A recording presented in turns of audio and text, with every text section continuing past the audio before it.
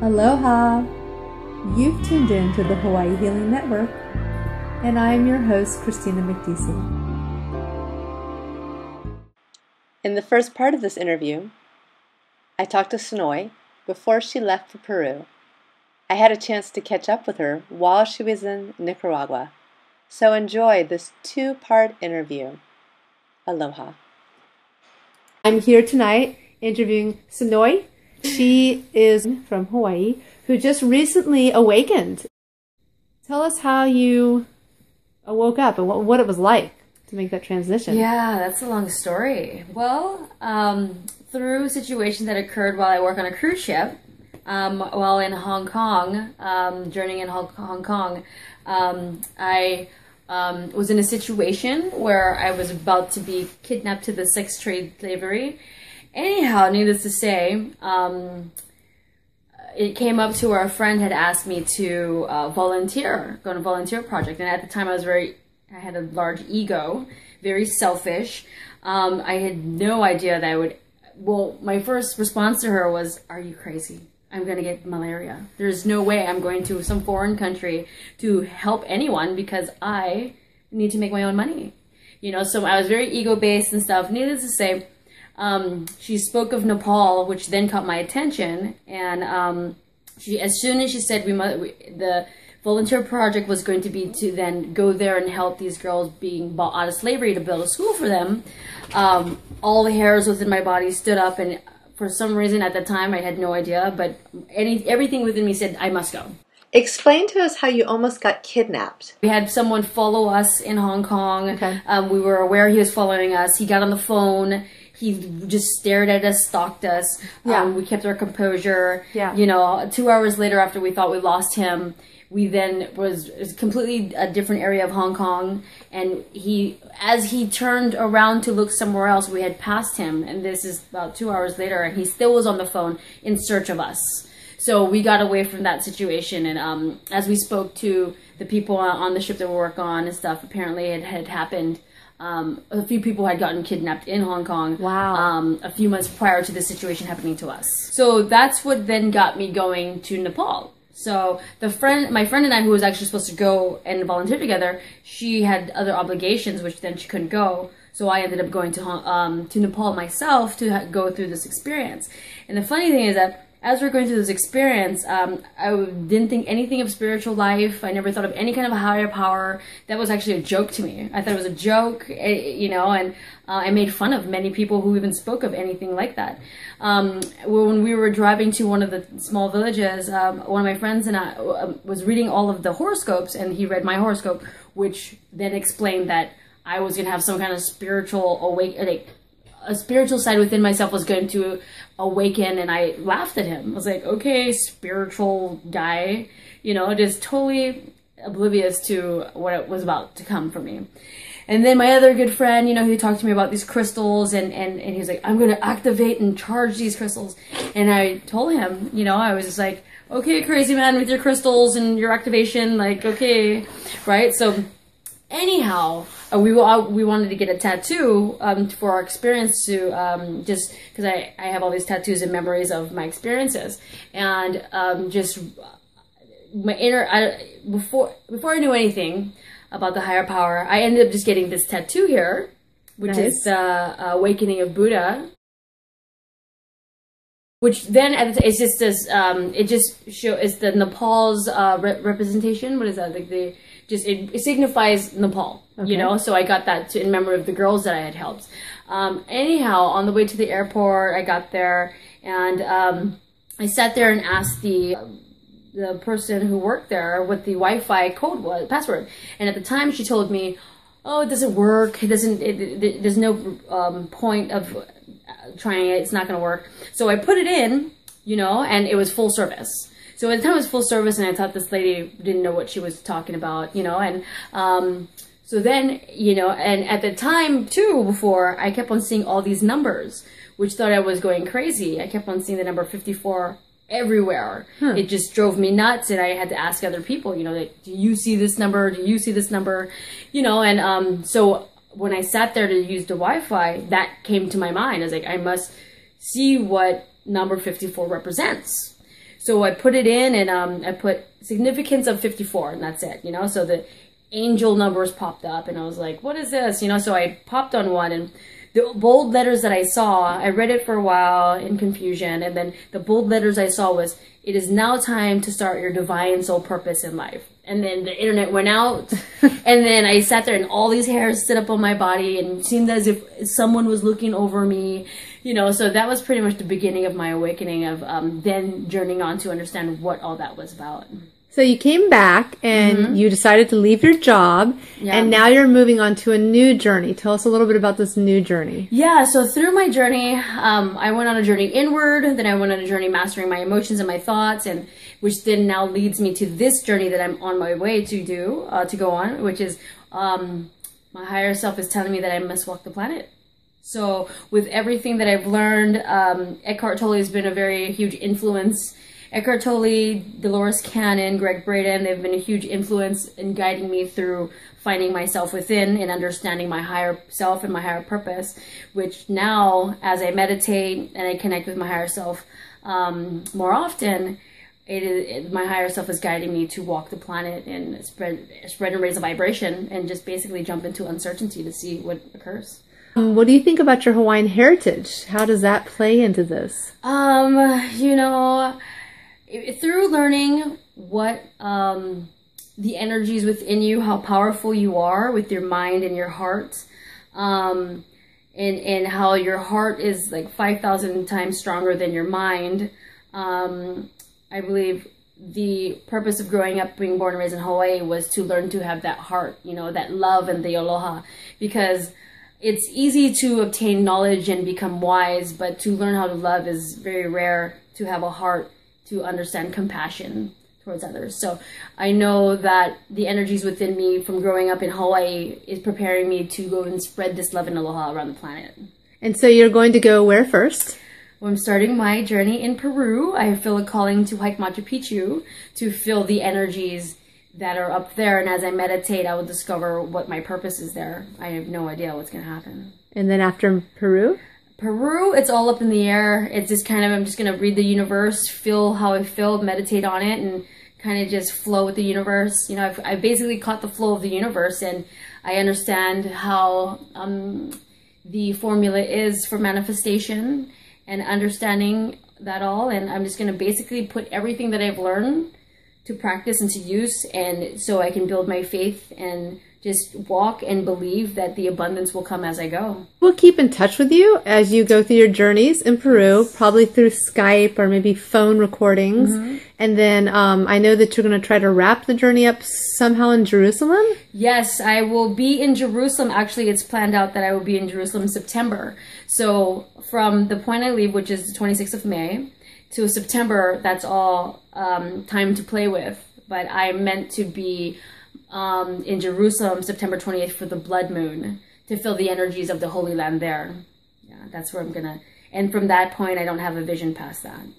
And you're going to be writing a book about this? Oh yes, definitely. I will be writing a book about that. I will also be, I'm also in the process of writing a book of my journey, which from the awakening to the point where I am now, you know, it's as if someone took out my soul and replaced this body and form with this soul, because if you knew me before I woke up, you would think this is impossible. You know, I was a party girl, coyote ugly bartender. I didn't care about anyone. You know, I had the attitude of a local girl. If you look at me the wrong way, I'd slap you. You know, it's just, what a crazy transition within for this whole thing to occur, just from taking that step of going to Nepal and experiencing whatever the divine was ready for, the activations within me, you know, however you want to say it.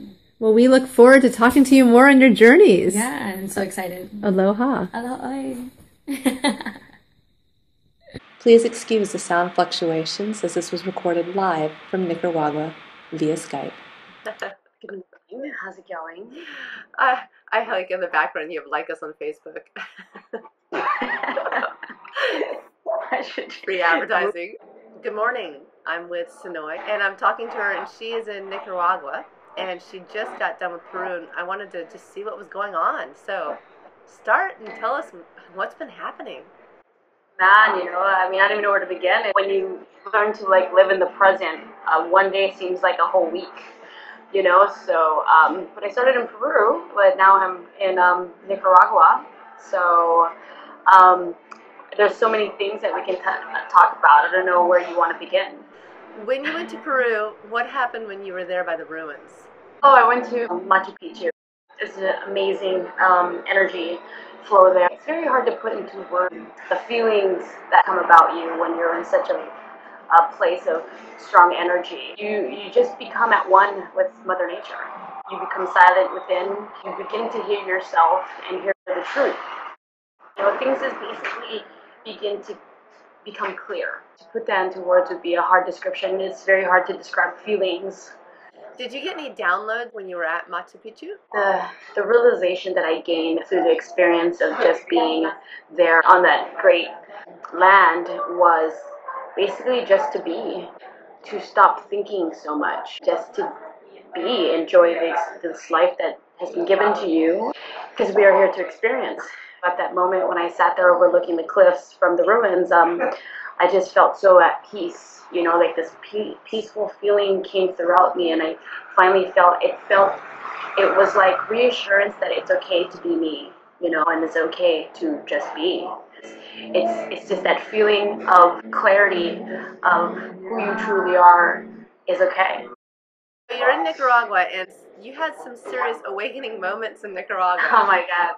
Tell me about what happened. So, again, it's challenging to put all this in words because the feelings are just so overwhelming of amazement, of realization of who you truly are. Anyways, so I ended up, as I'm traveling alone, I meet a lot of backpackers, you know, and I kind of just tag along with them and just basically on a journey of knowing myself. You know, I get to know myself because I'm just one-on-one with people or just myself in a group and stuff. And I met some amazing people, and what happened was I was in one of the tree houses. So I went to go to play with monkeys in the tree houses where I met great people, and so I ended up tagging along with a girl, and she was on her way to teach yoga in Ometepe, which is the island in the middle of Lake Nicaragua, which has two active volcanoes. Anyhow, I found it like interesting, and I don't have any set plans, so I just went along for the ride, you know, and ended up at an amazing hostel in the jungles of Ometepe, which ended up being a very spiritual, hippie kind of place in the middle of nowhere. So that's how I ended up to Ometepe. So you're there, and something came over you that. Yeah. Well, it's so crazy. So what happened was I was only supposed to be there for like 3 days. So I get there, and then the bottom half of the hostel doesn't have room for me. So there's an extra hostel all the way up in the jungle. It's like a 20-minute walk from like everyone else, you know. So I go and I'm walking, and I'm like, oh my God, this is like in the middle of nowhere. Somebody's gonna run out of the bushes with a machete and chop me up, you know? I was like, but I have to remember that I'm on a fearless journey. So I'm fearless as I'm walking through this jungle, and the path is barely visible. So I set my things up. Anyhow, there's like monkeys and birds, and it's just, you're out of the entire material world. You were explaining that you were walking through the jungle, and things just seem different. Yeah, you know, so every morning I would meditate on this platform, and I would meditate about an hour and a half or 2 hour of meditation. I do a lot of appreciation meditation, and then I do a lot of manifesting meditation, and then I go into some healing meditation, and then gratification meditation again, you know, and one of the days that I'm overlooking banana fields in this big lake, and it's just so amazing. It's so surreal. It's like complete serenity out there, you know, and all you hear is nature. Anyhow, when I opened my eyes one of these days, all I could see was just love, you know. It was just overwhelming, you know. I can't even describe. Every and anything was just of a loving state. You discovered your divine purpose? My divine purpose is to basically walk the planet and heal the souls of those who I come in contact with. And I don't know when it was, but I contacted Sanoi and I told her I had this weird. Sometimes it's a daydream, sometimes it's a dream. It's just a message that she was going to be a healer. I'm like, yeah, I see you just healing people, and I see you working with some kind of shaman somewhere. Which is amazing. It confirms a lot of my my higher self speaking to me. You know what I mean? It's just confirmation, which then gives me strength to do as I do. It's hilarious, man. If anyone could hear what goes on in my head, I mean, we just would be cracking up for days. So then my higher self was like, okay, practice. So I'm like, practice what? What are you talking about? So I take like a deep breath, you know, I'm like, okay, I think I can heal you. It's like, what? You know, it's insane, man. It's such an insane journey. Yeah, and it's amazing because the veil is getting so thin that we can hear our guides and our higher self so much clearer, especially those who have chosen to walk the path of being a healer and a light worker. So I had a situation where some friends up there in the hospital were feeling sick, you know, and within me was telling me, like, Snow, you must heal them. You must heal them, you know, and I had to gain the strength to listen to my higher self, to find the courage to figure out how I was going to do that. So through meditation and through believing in myself, I came up with a ceremony to help these girls. You said something that really reminded me how connected we are.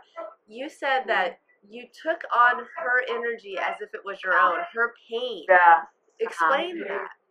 Okay, so what it is, it's similar to Ho'oponopono, which is a whole other topic, and I've done this before someone else unknowingly, and the result was amazing. I'm actually going within her to heal the little child within her, because what is happening is not the pain and suffering isn't of the present, because nothing is happening in the present. It's all memories, you know. So it's memories of the child. The child within you is the one crying at the movies. When you're watching a romantic movie or a sad movie, the emotions that are occurring is of the child within. It's of your experiences. It's not of the person on TV. You don't know that person, you know. So it means the little child within is still suffering.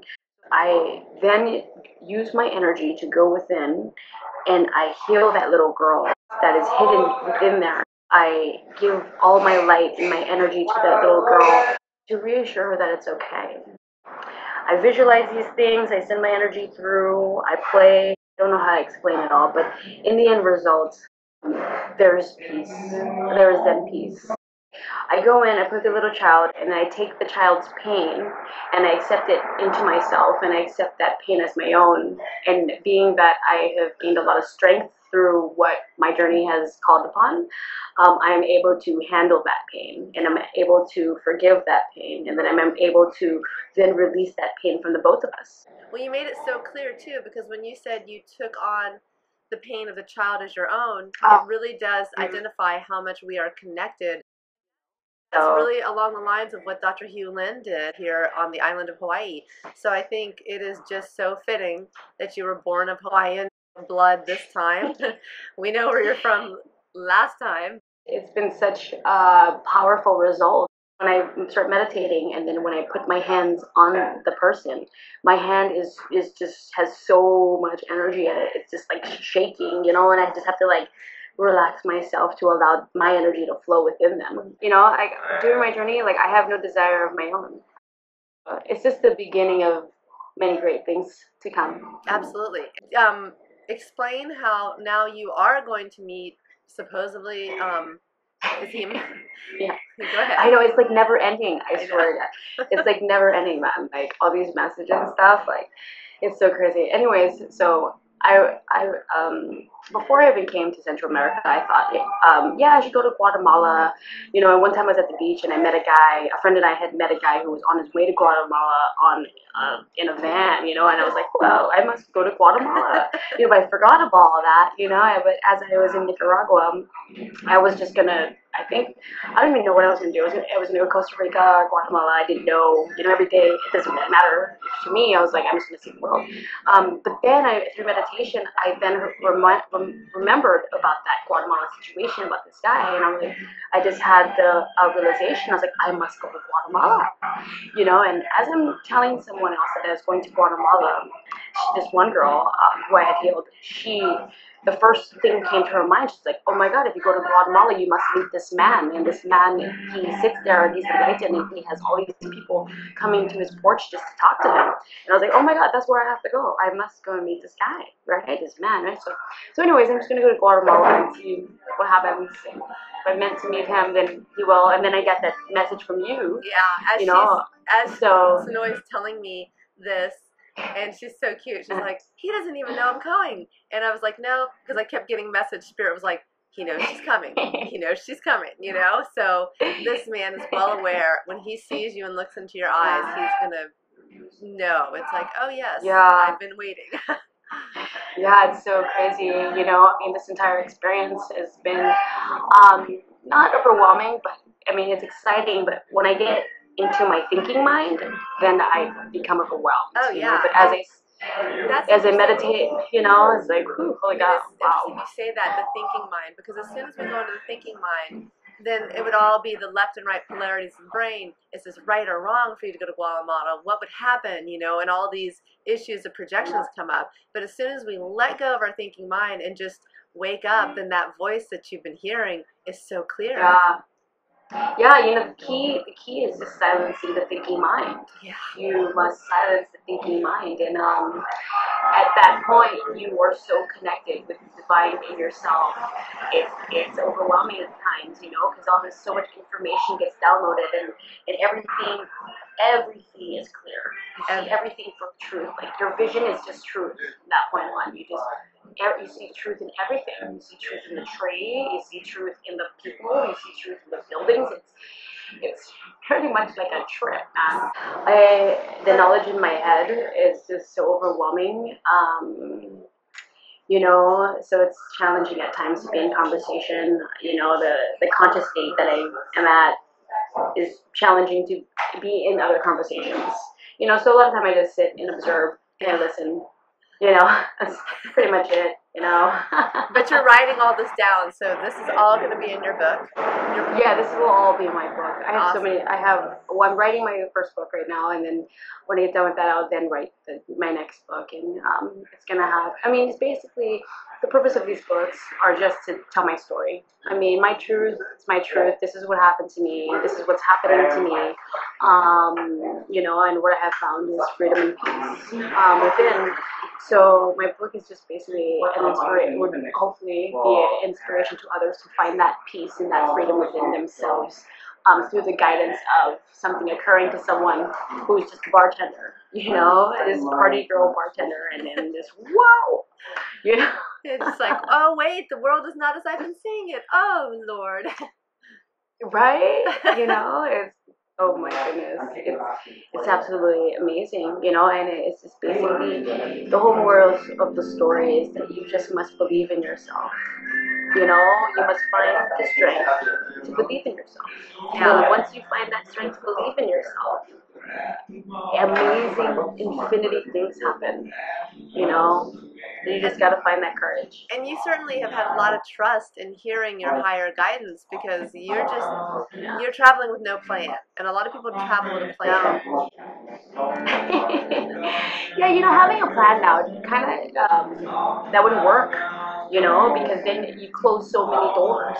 If you travel with a plan, so many doors are just shut. Then you have only one door of the plan. Which then if you don't go through the door of the plan, then you get depressed, and then you get frustrated, and you create suffering for yourself. If you just go, and you'll have infinity doors, and then you just choose one. That one's the best one, sweet, you know? It's just so exciting. Yeah. Because you never know what's behind any door. You just keep, and then you get like so excited, you turn on, and then the fear just dissipates because you had that courage to walk through that random door, and you see that nothing is there but greatness. So then you continue on, and you start to learn to become fearless, you know? And that's a big lesson for everyone to learn, to just let go and just trust what they feel, not what they think about. Stay tuned.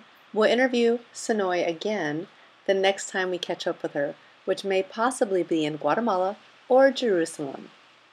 Please subscribe to the Hawaii Healing Network for more videos. Aloha.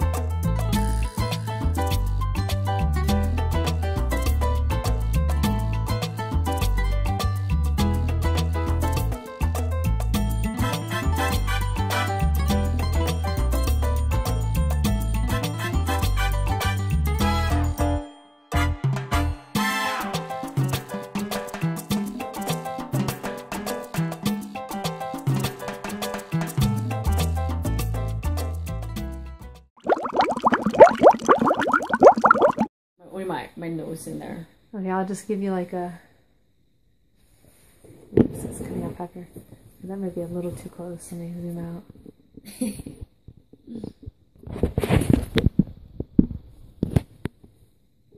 Okay, stop. Okay. Stop. You're being... Okay, I do the same thing. Never mind. Yeah, I'm gonna say stop. I can do it that. A little light on you. No, this way's good. You know, it takes a lot of time when you're doing videos with this. You gotta like really... Okay. It's a cool setup you got though. It's good. Oh God! We have stinky farts in here, just sticky dog farts, just as we're going into production. Sweetie Bear, can you go outside and poop those outside, please? Ooh, you don't even know. Embarrassing him. You don't. Yeah, but he does have gas. I just farted too, so now you have to smell mine. We're just gonna have to share the stinky farts together. How's that? Understand the energies within myself and, you know, to help others. Because one of my things that I've been thinking about a lot is that, you know, the quote is like... I get ready to sneeze. Hold on. You can say that over again. That's funny. I'm like, no. That was good. Okay. Well, you didn't even see it. But one of the quotes said...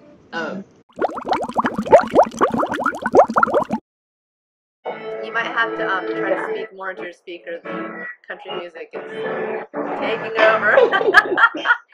Where are you? Just kidding. I know, right? So random. Oh, totally. And it's just nothing but greatness. It's amazing. Oh, good. We have plenty of information. So now we can just be ourselves. Well, I guess we've been ourselves the whole time. As we were, Right? we were just different a second ago.